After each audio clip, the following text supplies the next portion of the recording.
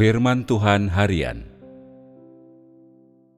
Ketika Tuhan datang ke bumi, Dia bukan berasal dari dunia, dan Dia tidak menjadi manusia untuk menikmati dunia. Tempat di mana bekerja akan paling jelas mengungkapkan wataknya, dan menjadi yang paling berarti adalah tempat Dia dilahirkan. Entah itu negeri yang kudus ataukah negeri yang najis, dan dimanapun Dia bekerja, Dia adalah kudus. Segala sesuatu di dunia diciptakan oleh-Nya, walaupun segala sesuatu telah dirusak oleh iblis. Namun, segala sesuatu masih milik-Nya. Semuanya ada di tangan-Nya. Dia datang ke negeri yang najis dan bekerja di sana untuk mengungkapkan kekudusan-Nya. Dia hanya melakukan ini demi pekerjaan-Nya, yang berarti Dia menanggung penghinaan besar untuk melakukan pekerjaan semacam ini demi menyelamatkan manusia dari negeri yang najis ini. Ini adalah demi memberikan kesaksian demi semua umat manusia.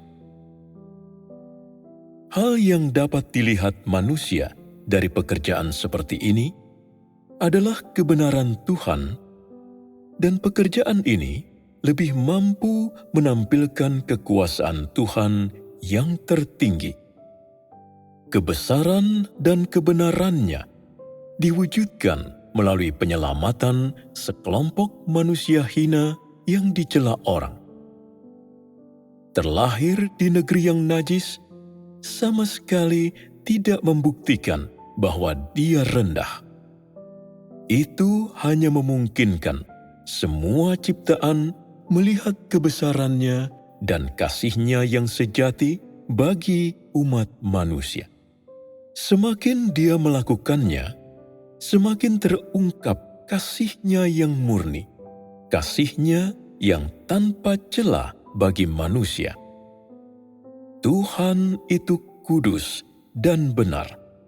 Meskipun Dia lahir di negeri yang najis, dan meskipun Dia hidup dengan orang-orang yang penuh dengan kenajisan, sebagaimana Yesus hidup dengan orang-orang berdosa di zaman kasih karunia, bukankah setiap rincian pekerjaan-Nya dilakukan demi kelangsungan hidup semua umat manusia?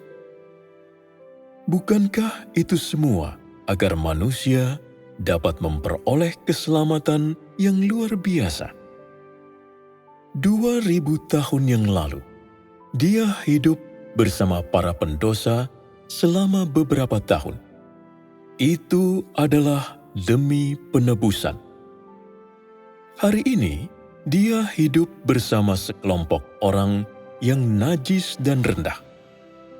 Ini adalah demi keselamatan. Bukankah semua pekerjaan-Nya adalah demi engkau, manusia? Jika bukan demi menyelamatkan manusia, untuk apa Dia harus hidup dan menderita dengan kaum pendosa selama bertahun-tahun setelah lahir di palungan? Dan jika bukan demi menyelamatkan manusia, mengapa Dia datang kembali menjadi manusia untuk kedua kalinya, lahir di negeri tempat setan-setan berkumpul, dan hidup dengan orang-orang ini yang telah sangat dalam dirusak oleh iblis? Bukankah Tuhan itu setia? Bagian pekerjaannya yang mana yang tidak ditujukan bagi umat manusia? Bagian mana yang bukan demi takdirmu? Tuhan itu kudus. Ini tidak bisa berubah. Dia tidak tercemar oleh kenajisan meskipun Dia datang ke negeri yang najis. Semua ini hanya berarti bahwa kasih Tuhan bagi umat manusia sangat tanpa pamrih, penderitaan dan penghinaan yang ditanggungnya begitu besar. Tidak tahukah engkau betapa besarnya penghinaan yang ditanggungnya bagi engkau semua dan bagi takdirmu? Alih-alih menyelamatkan orang-orang hebat atau anak-anak dari keluarga kaya dan berkuasa, Dia secara khusus menyelamatkan mereka yang rendah dan diremehkan orang lain. Bukankah semua ini adalah kekudusannya? Bukankah semua ini adalah kebenarannya?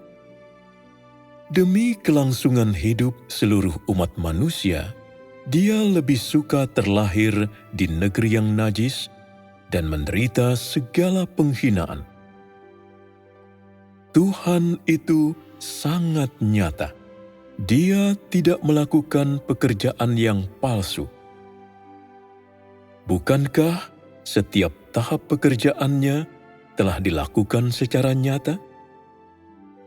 Meskipun semua orang memfitnahnya dan mengatakan bahwa Dia duduk semeja dengan para pendosa, meskipun semua orang mengejek Dia dan mengatakan bahwa Dia hidup dengan anak-anak yang najis, bahwa Dia tinggal bersama orang-orang yang paling rendah, Dia tetap mengabdikan dirinya tanpa pamrih, dan Dia tetap ditolak seperti ini di antara manusia. Bukankah penderitaan yang Dia tanggung lebih besar dari penderitaanmu? Bukankah pekerjaannya lebih besar daripada harga yang telah engkau bayar?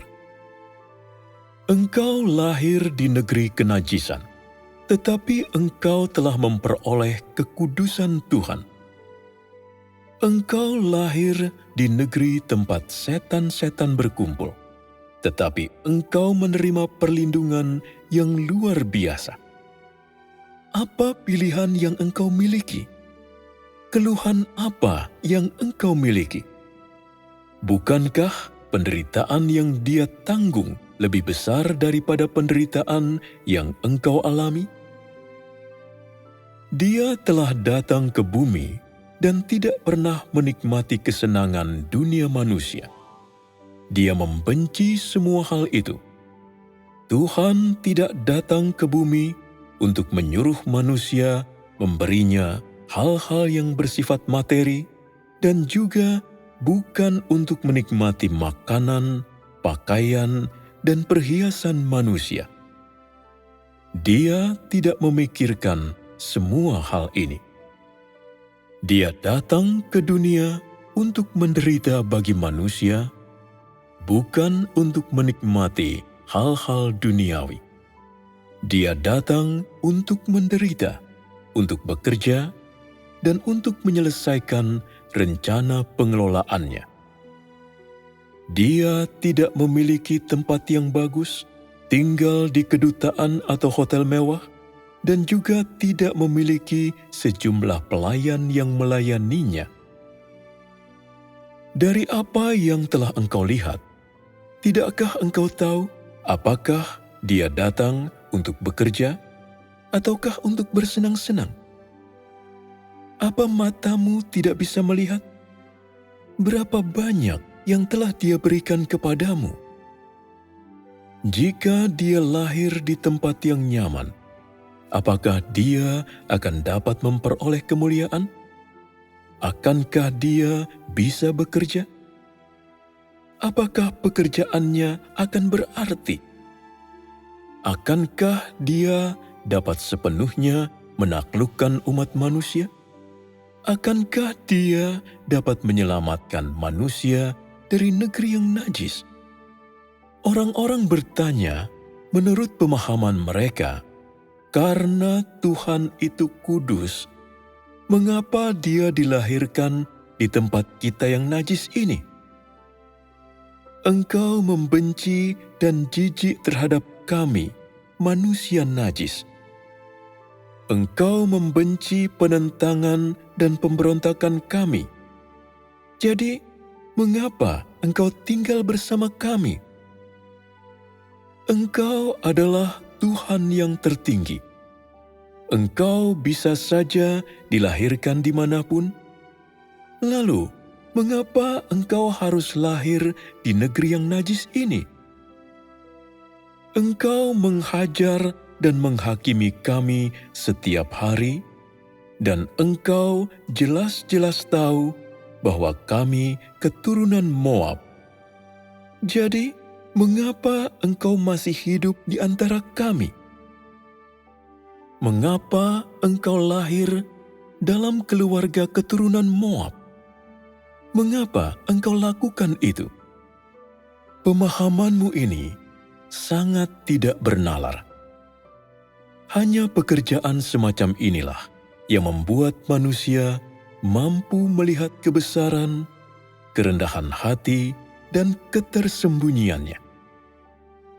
Dia bersedia mengorbankan segalanya demi pekerjaannya, dan dia telah menanggung semua penderitaan demi pekerjaannya. Dia bertindak demi umat manusia, dan bahkan lebih dari itu, demi menaklukkan iblis, sehingga semua makhluk dapat tunduk di bawah kekuasaannya. Hanya inilah pekerjaan yang berarti dan berharga.